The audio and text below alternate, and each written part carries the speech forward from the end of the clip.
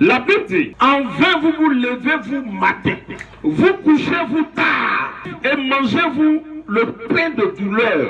Il en donne autant à ses bien-aimés pendant leur sommeil. Qui est le bien-aimé? Donc la Bible dit qu'il lui donne à manger même dans son sommeil. Ici, il est question de même personne qui cherche le royaume des cieux, premièrement.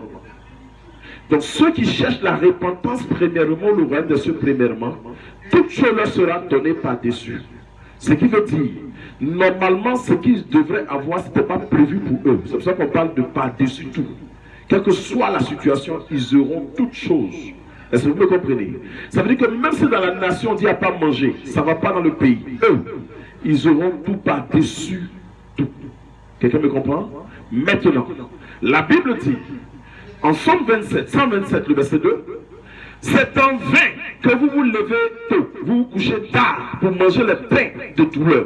Ici, il parle à ceux qui sont dans l'église, mais qui apparemment ne sont pas encore repentis, mais qui apparemment ne sont pas encore convertis. Il dit, vous là, vous vous levez tôt, vous vous couchez tard, vous sortez, vous courez, comment j'aime manger, je cherche mon pain, c'est avec douleur. Mais à mes bien-aimés, ceux qui ont compris le principe de ce que j'appelle la repentance, d'une vie changée et transformée, même dans leur sommeil, je leur donne à manger. Vous comprenez? C'est-à-dire, pendant que les autres disent, lui, même il est dans le quartier, je ne sais pas qu'est-ce qu'il fait, mais il est plus glorieux que toi, qui sort matin, qui rentre la nuit. Est-ce que vous me comprenez? Tout ce qu'il fait prospère, tout ce qu'il touche avance.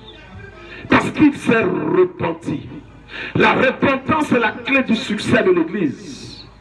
La repentance est la clé du succès de tout enfant de Dieu. La repentance est très importante. Mais beaucoup n'ont pas compris ce message. Et beaucoup d'hommes de Dieu ne prêchent plus ce message. Et ils sont en train d'amener l'église à la dérive parce que l'église n'est pas convertie. Et puisqu'elle n'est pas convertie, elle vit comme des païens, elle vit comme des débauchés, elle vit comme des mots. Je ne sais pas comment vous expliquer. Donc ils vivent comme ils peuvent vivre. Le plus important que le dimanche, on remplisse l'église, qu'on ait 1000 personnes, 500 personnes, et même 2000, 10 000 personnes, qu'on dit wow, qu'on dit wow, ça crie wow. Mais dans tout ça, il n'y a que le seul qui s'est repenti, qui serait avec Jésus dans le royaume des cieux. Si vous me comprenez, il y a le seul qui s'est repenti. Jésus n'est pas venu appeler à la repentance des justes, dit la parole de Dieu, mais il est venu appeler à la repentance des pécheurs.